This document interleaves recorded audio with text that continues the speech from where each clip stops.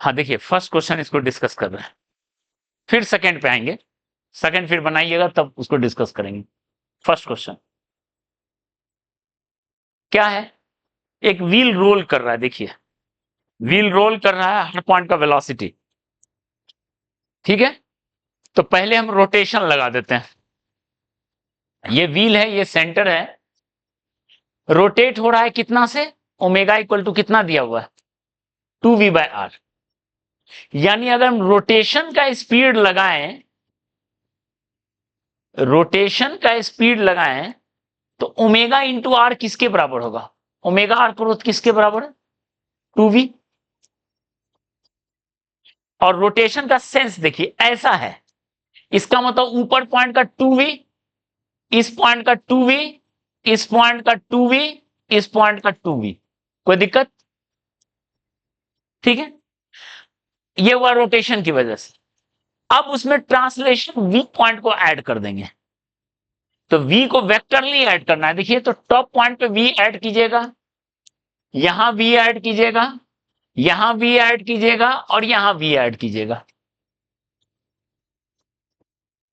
तो देखते ही ये v3 किसके बराबर हो गया? बॉटम वाला 3v हो गया। देखो, जो बॉटम का वेलोसिटी है वो 3v है, और आगे या पीछे?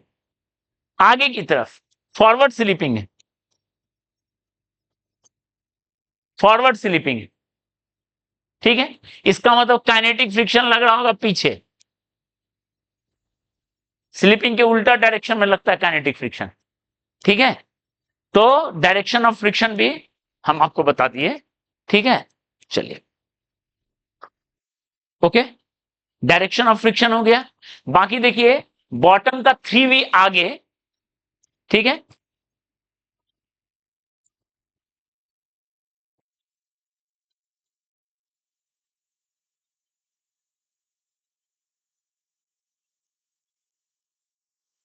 और देखिए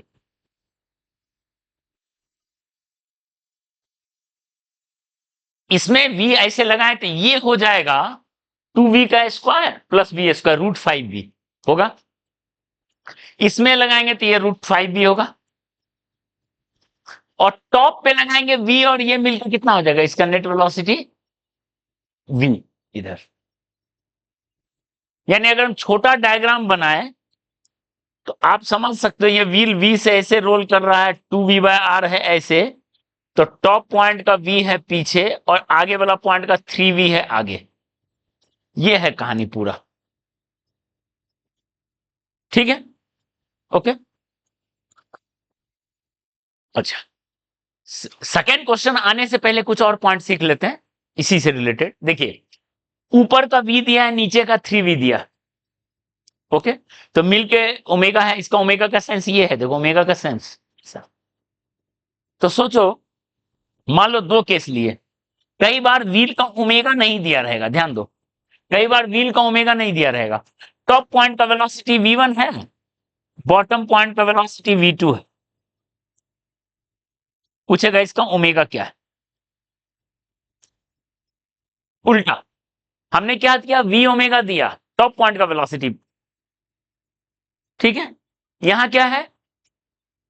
टॉप और बॉटम का दिया है, आपसे पूछा v कितना है और ओमेगा कितना है, यह भी पूछा जा सकता है, ओके। या फिर इसका दूसरा सेंस, मान लो v1 है ऐसे, v2 है ऐसे, एक ही सेंस में पूछा इसका ओमेगा क्या है।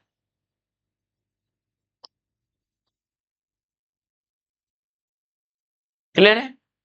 तो देखो ओमेगा कैसे निकलेगा, आप देखो, आप ये डायग्राम देखो, हम यहां बना रहे हैं ये डायग्राम, इस डायग्राम को ऐसे बना रहे हैं, ये लाइन है, ये v1 है, ये v2 है। तो देखो ये ऐसे घुमा रहा होगा, ये ऐसे घुमा रहा होगा, दोनों का सेम सेंस है, ठीक है, दोनों एक ही सेंस में घुमा रहा है। तो ओमेगा का वैल्यू क्या होगा? ओमेगा होता है v/r, तो v की जगह v1 v2 दोनों घुमा रहा है, और r कितना लेंथ है? 2r, ये जो डिस्टेंस है 2r। तो यहां ओमेगा का वैल्यू क्या हो जाएगा? v1 प्लस v2 बाय 1, ठीक है, अगर हम इसको देखें, ये वाले को देखें, यहां ध्यान दीजिए, इसका V1 और V2 दोनों एक ही सेंस में, ओके। तो बताओ, ये ऐसे घुमा रहा है, ये भी ऐसे घुमा रहा है, उल्टा सेंस घुमा रहा है, तो डिपेंड करता है कौन ज्यादा कौन कम है। अगर ये ओमेगा होगा तो क्या होगा, V1 minus V2 bye 2R होगा, ये माइनस ये बाय 2R। और ये अगर ओमेगा होगा तो क्या होगा बताओ। इस तरीके से अगर टॉप बॉटम का स्पीड दिया है तो भी आप ओमेगा निकाल सकते हैं, ठीक है। तो आप इसका रिवर्स भी समझ सकते हो, ओके, क्लियर है। पूछा सेंटर का क्या स्पीड होगा, तो सेंटर का स्पीड मान लेते हैं v है, देखो सेंटर का स्पीड v है और घूम रहा है ओमेगा से, तो टॉप का स्पीड क्या हो गया, रोटेशन से हो गया ओमेगा आर, रोटेशन से हो गया ओमेगा आर, और ट्रांसलेशन से हो गया v, ओमेगा और v टॉप का हो गया, बताओ। तो ये किसके बराबर दिया हुआ है, ये किसके बराबर दिया, v1, आपको v1 दिया हुआ है, ओमेगा निकल चुका है, v1 दिया हुआ है, ओमेगा निकल चुका है, तो यहां से आप v भी निकाल सकते हैं, सेंटर का क्या स्पीड होगा, ठीक है ना।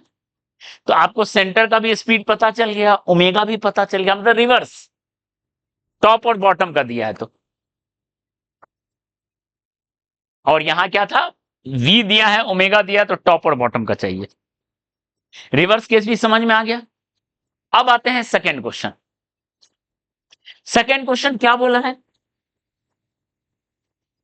किस थीटा के लिए इसका वेलोसिटी नेट ऊपर होगा, v5 ऐसा होगा, यही है, ठीक है। तो बताओ, रोटेशन की वजह से ऐसा वेलोसिटी है, रोटेशन की वजह से 2v, हर जगह कितना है 2v, रोटेशन का सेंस देखो ऐसे है, तो रोटेशन की वजह से 2v ऐसे, और ट्रांसलेशन की वजह से v ऐसे, क्लियर है, रोटेशन ट्रांसलेशन। ये एंगल थीटा है तो आप एंगल भी देख लेते हैं, ये 90, तो ये एंगल 90 माइनस, तो ये एंगल थीटा। तो बताओ, दो उसके पास वेलोसिटी है, हम यहां डायग्राम बनाते हैं,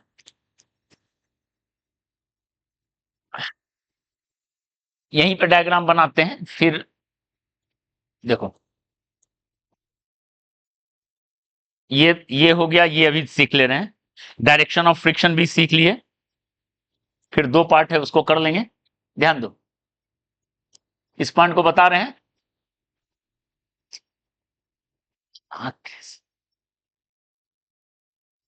देखिए, v 2v/r, ये जो पॉइंट थीटा पे पॉइंट है, 5 पॉइंट, इसके पास एक वेलोसिटी है 2v ऐसे, और एक वेलोसिटी है v ऐसे, ये एंगल है थीटा, यही है ना पॉइंट 5, बताओ, डायग्राम देखो।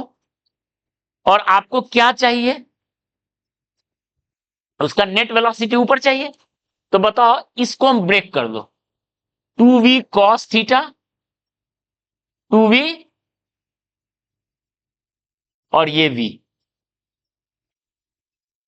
उसके पास नेट वेलोसिटी ऊपर चाहिए, यही होगा नेट वेलोसिटी। इसका मतलब ये दोनों एक दूसरे को क्या करे, कैंसिल करे, यानी 2v cos थीटा किसके बराबर होगा,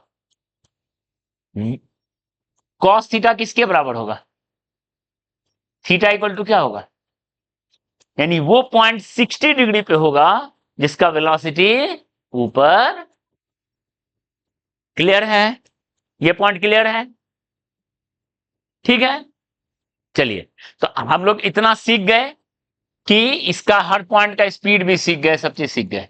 चलो, अब अब बचा दो क्वेश्चन और, काइनेटिक एनर्जी और एंगुलर मोमेंटम, ध्यान दीजिए, काइनेटिक एनर्जी और angular momentum.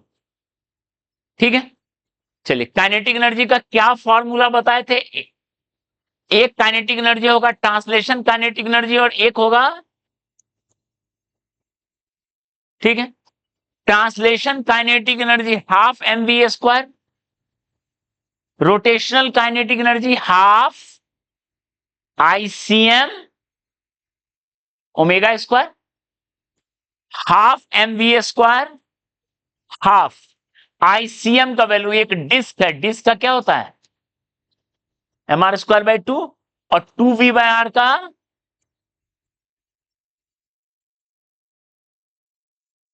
mr²/4 into 4v² mv²/2 और mv²। काइनेटिक एनर्जी हो गया 3/2 m²। क्लियर है? इतना पॉइंट क्लियर है? ओके, तो काइनेटिक एनर्जी क्लियर है।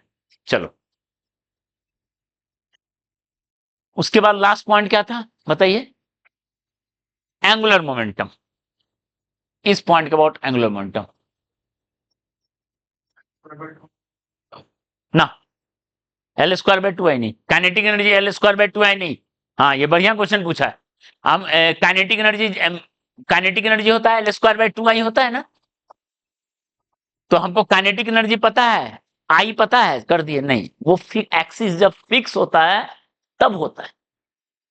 अभी आपको हर चीज ट्रांसलेशन प्लस रोटेशन, क्योंकि एक्सिस फिक्स नहीं। क्लियर है? चलिए, तो अब हम एंगुलर मोमेंटम लिखते हैं। तो पहले एंगुलर मोमेंटम में एंगुलर मोमेंटम, तो एंगुलर मोमेंटम क्या लिखेंगे? ट्रांसलेशन का, पहले रोटेशन का ही लिख लेते हैं, प्लस एंगुलर मोमेंटम बताओ ट्रांसलेशन का। लेकिन ये वेक्टर है, स्केलर नहीं है, ध्यान रखना डायरेक्शन के साथ। रोटेशन ऐसे घूम रहा है, लास्ट क्लास में बता चुके हैं कैसे निकालते हैं एंगुलर मोमेंटम। ऐसे घूम रहा है तो इसका एंगुलर मोमेंटम इस सेंस में रोटेशन ICM ओमेगा, क्या लिखे थे? ICM omega plus R cross, लिखेंगे, बताए थे। ICM, ICM क्या है? mr²/2 डिस्क है, और ओमेगा का वैल्यू कितना है? 2v/r। किस सेंस में? इस सेंस में, प्लस R क्रॉस MVCM। यहां से सेंटर ऑफ मास को देखेंगे, ये है R, ठीक है। तो क्या बताए थे बताइए? हम लोग परपेंडिकुलर वाला पार्ट को देखेंगे, ठीक है। इसका जो ये वाला पार्ट है वो देखेंगे, परपेंडिकुलर पार्ट, ये नहीं देखेंगे, ये देखेंगे। तो ये हाइट है R, ठीक है। और घूम कैसे रहा है? ऐसे घूम रहा है, देख लो। ये लाइन जो है कैसे जाएगा? उधर जा रहा है, तो ये लाइन ऐसे घूमेगा। आप उस लाइन का रोटेशन देखो किधर है, ठीक है ना। उस लाइन का रोटेशन देखो किधर है, तो वो इस सेंस में है। तो RMV इस सेंस में, एक क्लॉकवाइज और एक एंटी क्लॉकवाइज। ये 2 कट गया, तो क्या हो गया? MRV इस सेंस में है और MRV इस सेंस में, तो मिलकर क्या हो जाएगा? इसका एंगुलर मोमेंटम हो जाएगा। क्लियर है? ये लाइन है, ये लाइन, ये पॉइंट से देख रहे हैं, ये लाइन को देख रहे हैं, ये ऐसे चल रहा है। तो आप खुद बताओ, यहां से देख रहे हैं ये चल रहा है, तो थोड़ी देर बाद ये यहां चला जाएगा। तो बताओ, तो कैसे घुमा है? ऐसे घुमा है, ऐसे घुमा है, ठीक है। तो पहला हो गया। चलिए आप सेकंड बनाइए, जल्दी से सेकंड।